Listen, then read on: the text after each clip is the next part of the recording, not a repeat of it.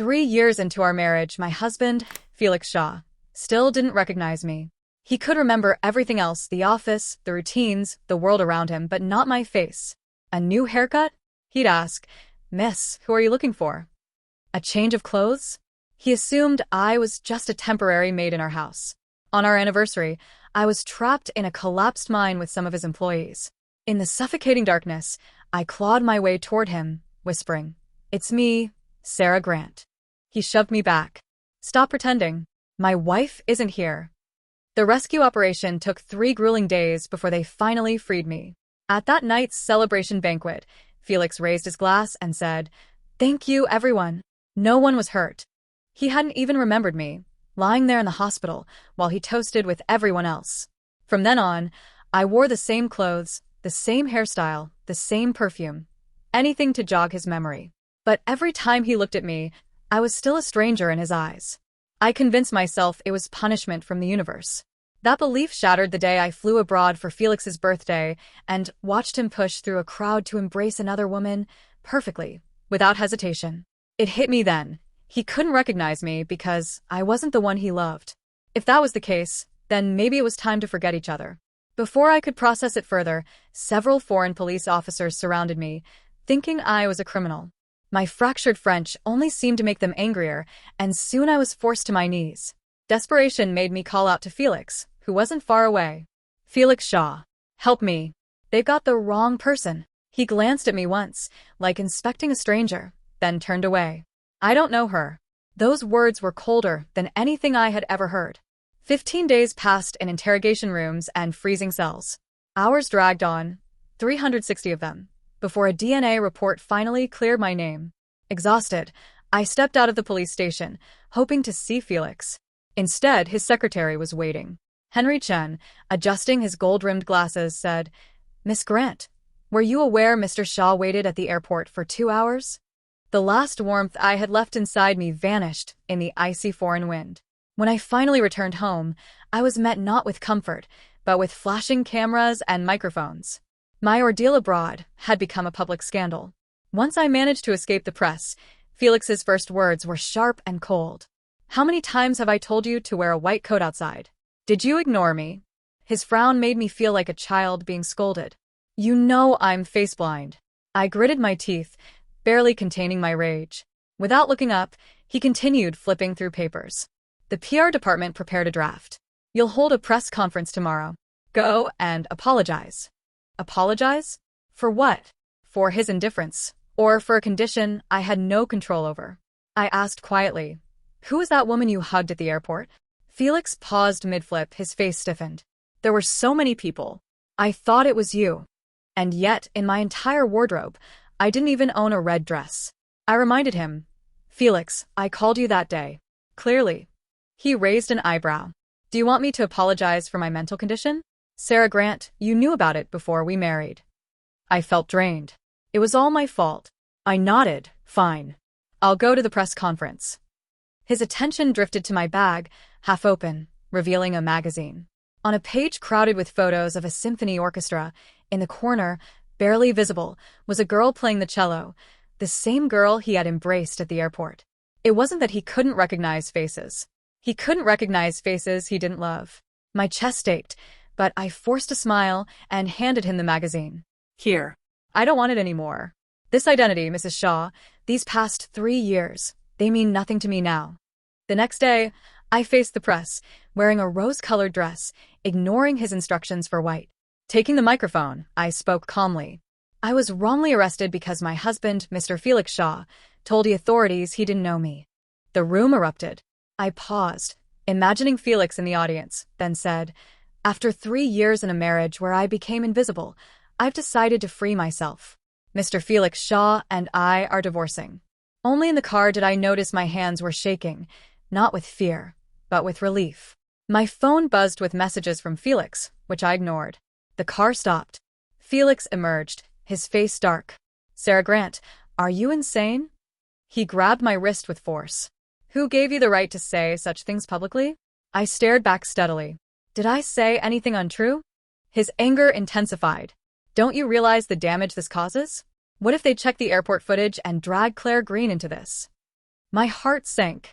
He recognized her. His face darkened with irritation. So what? She means something different to me, but I still married you. I wiped my tears.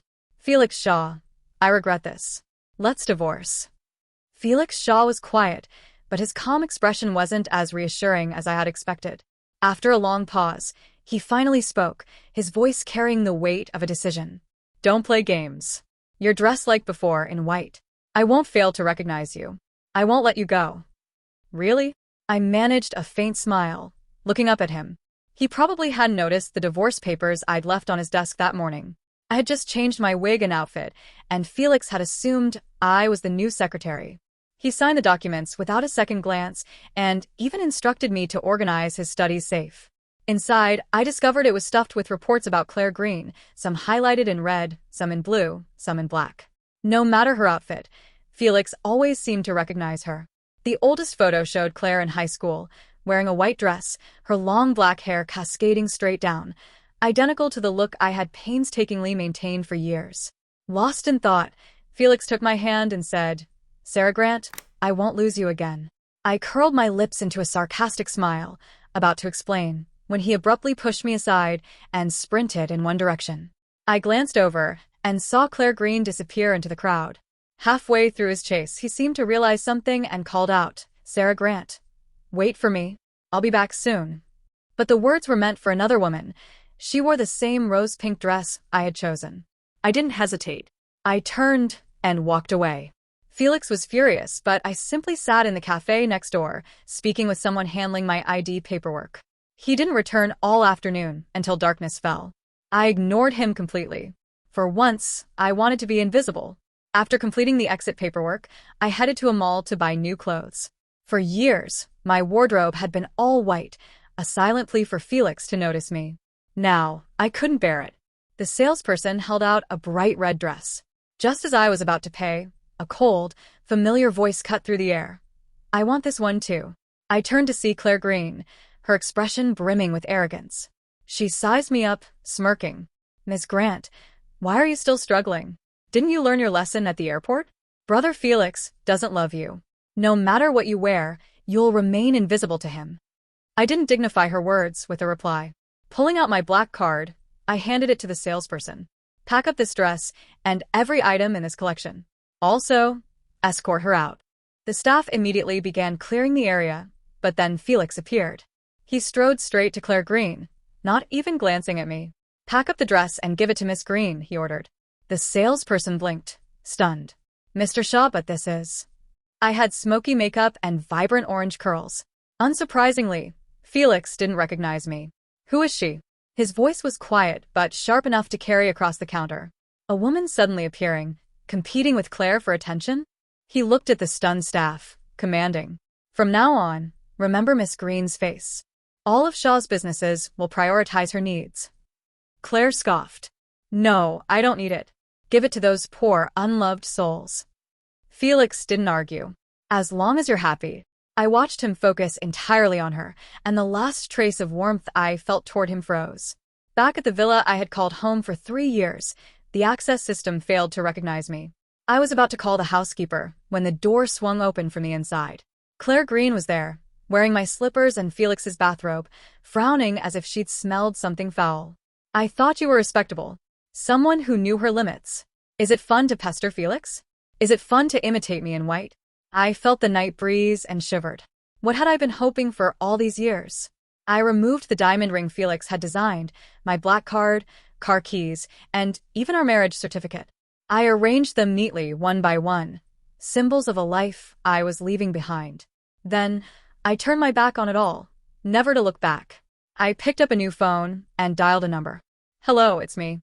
From now on, there's no Mrs. Shaw in the world." Felix never contacted me again, likely thinking I was throwing another tantrum. I didn't care.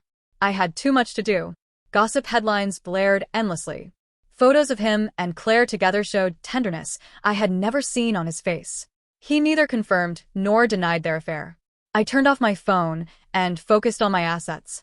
Everything I had used to reach Felix, the things that had once symbolized my status, were now liquidated and donated to an NGO combating human trafficking. The person in charge could barely contain their gratitude. I stared at the photos of the rescued children, lost in thought. Felix and I had survived kidnappers once, lost in the mountains, eating wild fruit and mud, suffering blows from iron rods while he shielded me. But after rescue, his promises became my obsession. I fought to reach him, to be his wife, but it had been a one-sided struggle. Felix had long forgotten. Back at our temporary rental, Claire lounged casually, smiling up at me. "You're back." Before I could answer, sirens screamed outside. The door burst open with force. Black-clad bodyguards stormed in, pinning me to the ground. Then Felix appeared, scooping Claire into his arms, his voice trembling with fear. "Claire, it's okay. It was my negligence that put you in danger." He held her as if she were the most precious thing in the world. "I promised you I'll never let anything happen to you again." The words carried a strange familiarity, echoing in my chest. The captain of the bodyguards restraining me hesitated. "Mr. Shaw, this is." Felix finally turned to face me, but his gaze was sharp, cold, as if I were his greatest enemy. Smack. A strike sent my head sideways. Rust and copper filled my mouth. Oddly, I didn't cry. I felt an almost manic urge to laugh. "Who cares who she is?" Felix's voice cut through the chaos, icy and absolute. "If anyone harms Claire, the richest man's daughter, they'll pay dearly. Make them understand the consequences of touching her." The bodyguard captain opened his mouth to speak, but Felix's glare silenced him instantly. I was dragged into a bare room and beaten with fists and boots. Pain consumed my body, yet my mind was strangely calm, thinking of the countless times Felix had taken the blows meant for me. Blood filled my senses, but I didn't fear death. This life had originally been given to me by Felix. Now I was returning it. After what felt like an eternity, the door opened. Claire nestled into Felix's arms. "She's learned her lesson, Felix. Just send her away. Let me never see her again." "Okay," he said without hesitation. He personally escorted me to the private airport. As I stepped onto the gangway, the jade rose pendant around my neck snapped and fell to the ground. It was a gift Felix had chosen himself, the only birthday present he had ever remembered to give me, after his secretary reminded him. Even at the villa, I had been unable to let it go. Felix bent down, picked it up and muttered, "Why does this look familiar?" My heart skipped a beat, but Claire, unfazed, tugged at his sleeve. "The wind's strong, Felix. I'm cold." In an instant, Felix's hesitation vanished. He casually dropped the pendant to the floor, stepped on it and moved on. "Drag her away. Never let her set foot in America again," he ordered. The plane's engines roared, pressing me back into my seat. I ascended, leaving everything behind. He had personally sent me off and personally closed this chapter. We would never meet again. This was Felix's 50th session with a psychologist. His childhood trauma, abduction and face blindness had finally started interfering with his life. Sarah Grant had been unusually angry, refusing to contact him for nearly 2 weeks. It wasn't just her anger, it was his fault. He had been too busy with Claire. But he had already broken his childhood promise to Claire and married another. Even a small request to be with her had been impossible for him to fulfill. During this therapy session, Felix attempted to draw the image of the little girl under hypnosis. Step by step, he recreated the abduction scene, believing that visualizing it would heal the lingering trauma. He thought it would be simple, his sketches always resembled Claire. But the psychologist studying the drawings gasped in surprise. The car window rolled down, revealing Felix Shaw's usual stern expression. There was a flicker of curiosity in his eyes, but it lacked recognition. "Miss," he said, his voice icy as always. "Do you know a woman named Sarah Grant?" I froze, suddenly feeling absurd. He still didn't recognize me. Before I could respond, Claire Green stepped out from the other side, looping her arm around Felix's. She turned to me with a smug smile. "Brother Felix, don't mind these people trying to get attention." Her gaze swept over me. "If you want to see Mr. Shaw, you should first consider whether you even deserve the chance. A stray like Sarah Grant, cast out by the Shaw family, will never get another shot." With that, she pulled Felix aside and strolled away. He didn't spare me a single glance. I watched their backs, intimate and confident, and felt my heart sink into icy depths. "It's fine," I whispered to myself. "You're not the same Sarah Grant you used to be." I turned and called an older ally. "Madam, do you still mean what you said before?" "Let's open our own gallery," she replied. Inspired by my resolve, she used her connections to secure a prime city center location. The opening night was spectacular. Milan's art elite filled the space, cameras flashing and murmurs of admiration filling the air. I stood beneath the spotlight in a dark green velvet dress I had designed, receiving congratulations graciously. Among the crowd, Felix Shaw and Claire Green appeared. For the first time, Felix's gaze lingered on me longer than 3 seconds. But ultimately, he still didn't recognize me. Claire's expression darkened. She hadn't anticipated that the stray dog she had dismissed would rise to prominence in Milan's art world. She approached, holding a glass of champagne, lowering her voice. "Sarah Grant, you're not going to cry until you see the coffin, are you? Don't fool yourself. Brother Felix won't even glance at you. He's here to support me, not you." Before I could respond, Felix walked by, nodding at Claire. "Congratulations, Claire." She smiled shyly. "Thank you, Brother Felix." Reporters swarmed, snapping pictures. "Mr. Shaw, are you dating Miss Green? Are you acquiring the gallery for her benefit?" Felix remained silent, his eyes soft and gentle toward Claire, speaking volumes without a word. Claire shot me a smug glance, satisfaction in every line of her face. Then, suddenly, uniformed police officers stormed the gallery. They approached me directly and held up an arrest warrant. "Miss Sarah Grant, you are suspected of industrial espionage. You allegedly stole client information and future exhibition plans from the Shaw Group's galleries. Please come with us." My head spun. Another fabricated accusation. Claire covered her mouth in mock shock. "Sarah Grant, how could you do such a thing?" she cried, turning to Felix. I knew she wouldn't stop. "She's seeking revenge." Felix's face darkened into a terrifying mask. He stepped closer, his eyes sharp and lethal. "Have you been hiding just to make this day happen?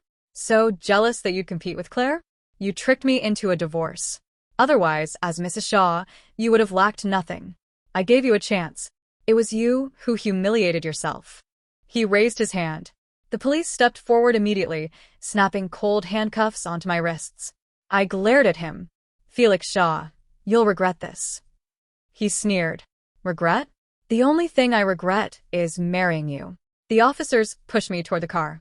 Claire laughed triumphantly behind them, and guests whispered with disdain. Despair threatened to swallow me whole.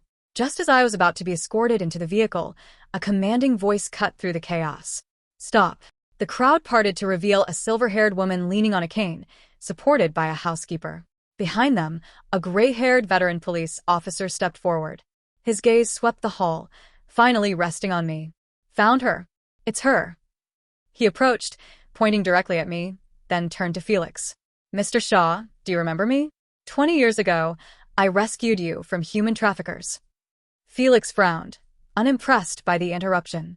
The officer ignored him, carefully producing a yellowed piece of paper. "This is the official dispatch from that year. It confirms the girl who called the police was the other child abducted with you." He handed Felix the document.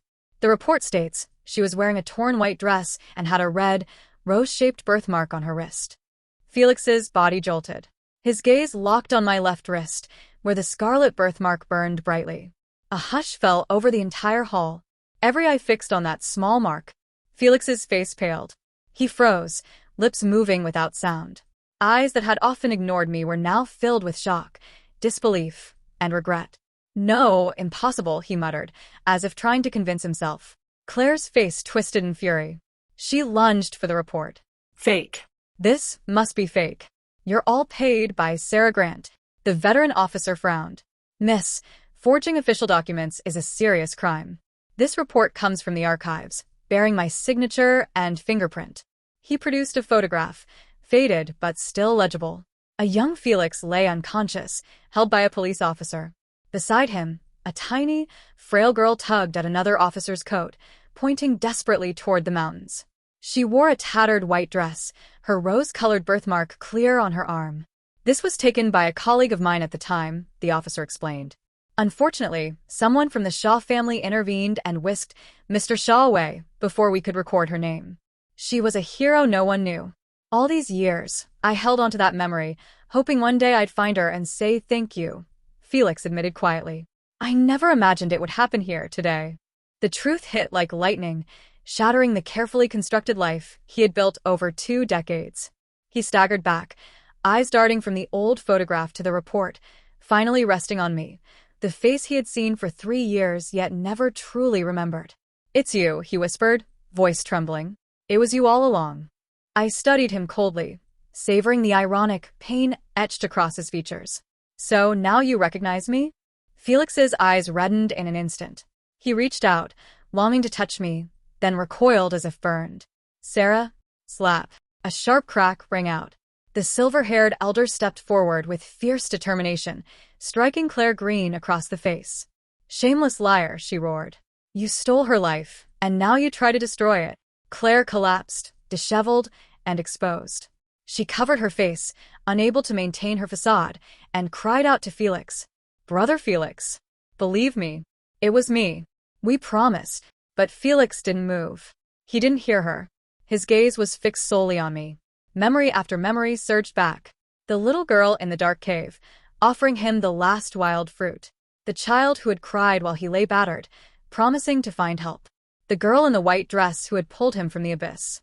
All the memories he had misassigned, all the moments he had pushed aside, came crashing back. He realized then that his face blindness was not a disease. It was his heart that had been blind.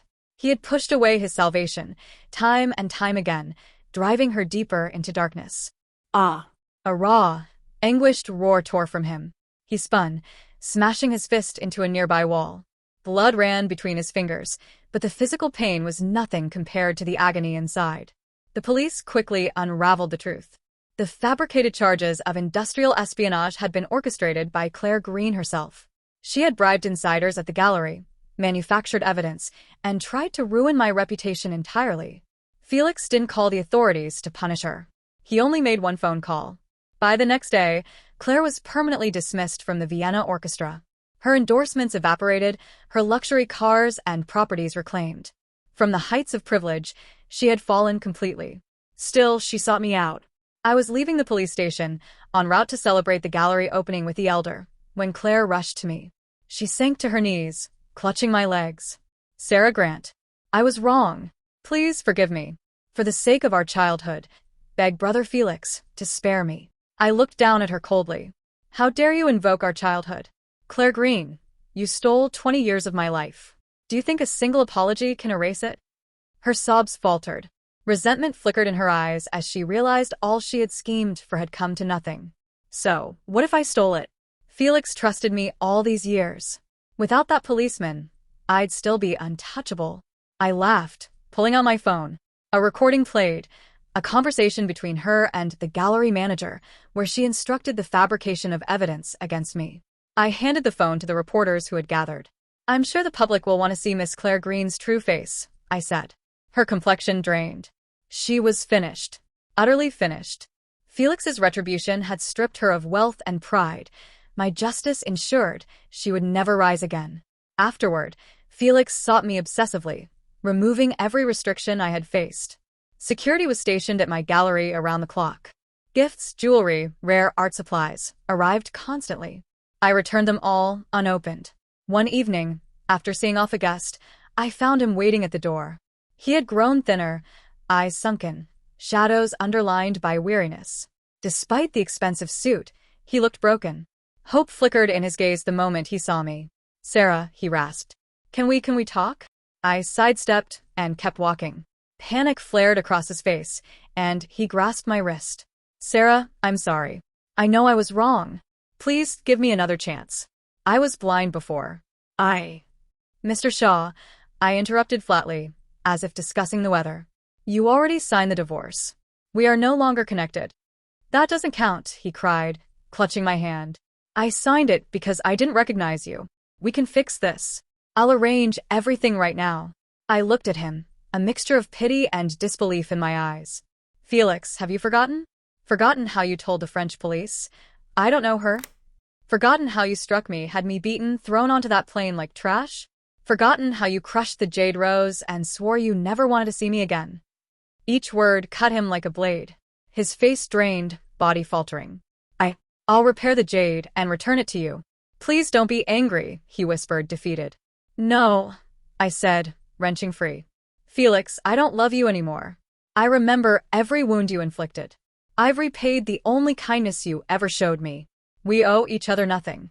I walked away, never looking back. Behind me, his strangled sobs echoed, like a caged beast. I assumed he would give up, but I had underestimated his obsession. In clumsy, desperate gestures, he tried to win me back. He abandoned his black suits, filling his wardrobe with white shirts, the color I had worn during our childhood captivity. He dismissed the villa staff and learned to tend the garden himself, hoping to reclaim a past that was long gone. Because I had once said I loved roses, he had even purchased the building across from my gallery, sitting in his office every day, staring at me from afar. Yet to me, it all felt like a belated, meaningless display of self-admiration. My heart had long since hardened from those 3 years of repeated disappointment and that final, cold exile. That day, as I was about to close the gallery, Henry Chun, Felix Shaw's assistant, appeared in a rush. "Miss Grant, please come see Mr. Shaw," he said, his voice trembling with urgency. "He's been locked in his study for 3 days. Won't eat or drink and refuses to open the door." I packed up my supplies without expression. "That's his business, not mine." "Miss Grant." Henry's voice cracked. "He's been looking at your old photos and the kidnapping reports. He says he can't remember how he lost you. He says he deserves to die." My hand froze. Finally, I followed him to the villa where I had lived for 3 years. The study door was locked. I asked him to find a spare key. Once inside, the scene was chaotic. Broken bottles scattered across the floor, papers strewn everywhere. Felix lay unconscious near the desk, his forehead burning with fever. Photos of me in a white dress, copies of Claire Green, were scattered around, along with the reports he had taken from the safe. In the center, a yellowed newspaper bore the headline, "Police solve major kidnapping case, 10 children rescued." I had him taken to the hospital. The doctor confirmed acute gastroenteritis with a high fever. Any delay could have been fatal. He slept through a day and a night. When he awoke, the first thing he saw was me. His gaze locked onto mine, as if I were a hallucination. "Sarah?" He tried to sit up, but I gently pressed him back. "Don't move. You're still on in 4. He lay back, eyes wide, afraid I might vanish. You're willing to see me?" I didn't speak. I handed him a peeled apple. He touched it, then cautiously bit into it. "Sarah," he said, voice trembling. "Let's start over. I'll give you everything, my shares, my life, if you come back." I wiped my hands on a tissue. "Felix, I didn't save you because I love you. I saved you because you risked your life to save me 20 years ago. Now we're even." I stood to leave. He suddenly yanked the needle from his hand, bolted upright, and hugged me from behind. Warm tears fell on my neck. "Don't go. Sarah, please don't leave me," he cried, stripped of dignity, humbled, broken. "I know I was wrong. Hit me, scold me, anything, just don't leave. I can't live without you." I stiffened, but let him hold me. My heart, however, remained as still as a frozen lake, never to stir again. "Felix," I whispered softly, "it's too late." From that moment, he changed entirely. No longer the untouchable CEO, he became a shadow that followed me everywhere. He appeared at every gallery opening, hovered outside my studio, trailed me during errands, like an anxious guardian, constant and persistent. When I opened a gallery, he opened a cafe across the street, personally brewing coffee and sending it over. When I attended art shows, he appeared as a quiet, devoted presence. For the anti-trafficking shelter I funded, he made anonymous donations of astonishing sums. He tried every way to insert himself into my life. Elaborate floral arrangements of roses outside my gallery, blossoms that refused to wilt for days. Reporters speculated, neighbors whispered, patrons observed with fascination. Yet I remained distant, focused on my work, my canvases, the quiet rhythms of my studio. Recognition came gradually, modestly, and completely mine. I never drank the coffee he offered, never met his gaze, never acknowledged any of his gestures. He became like air, present, but invisible. A year later, my gallery gained international acclaim. I was invited to Paris for a solo exhibition. The opening dazzled with elegance and grandeur. On stage, delivering my speech, my eyes swept the audience and landed on a familiar figure. Felix Shaw, seated quietly in a corner, faded white shirt, eyes fixed on me with reverence, as if witnessing a sacred sight. The look I had imagined for 3 years. I felt only irony. At dinner, he approached, glass in hand. "Congratulations, Sarah Grant," he murmured, voice trembling slightly. I nodded politely, turning to greet other guests. "Sarah," he called again. "I'm having surgery next month. The doctor says my hippocampus was damaged by the trauma I suffered that year. I might completely forget everything. Before the surgery, I need to ask you one last thing." He looked at me, desperation etched into his gaze. "Will you give me another chance? If I forget, will you tell me who I'm supposed to love? This time, I promise, I will recognize you immediately and never lose you again." I felt relief wash over me. "Felix, forget it. Forget me, and set yourself free." I turned and merged into the crowd. That was the last time I saw him. Later, I learned his surgery was successful, but he had lost all memory. He was no longer the president of the Shaw Group. The family business passed to a distant branch. He lived alone in the rose-lined villa, a ghost of the past, occasionally wandering Gallery Street with a faded photo in hand, asking passers-by, "Hello, have you seen this girl?"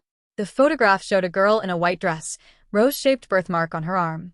Meanwhile, I began a new life on the other side of the world. My galleries expanded globally, my name became a symbol in the art world. And I met someone extraordinary, a photographer who traveled with me, hand in hand, to every corner of the world. He remembered every look of mine, every smile, every tear. One morning he said, "Good morning, my painter." The day he proposed, he knelt on one knee, holding not a ring but a thick photo album. Every page contained moments of me. "Sarah," he said, eyes smiling, "I want to spend my life capturing every part of you." I smiled until tears fell. True love, I realized, isn't about changing yourself for someone else. It's about recognizing, fully and unconditionally, the person you already are. As for Felix, let that little girl in the white dress live forever in his memory. And I, wearing my favorite colors, walked toward the 1,000 brilliant suns that were mine alone.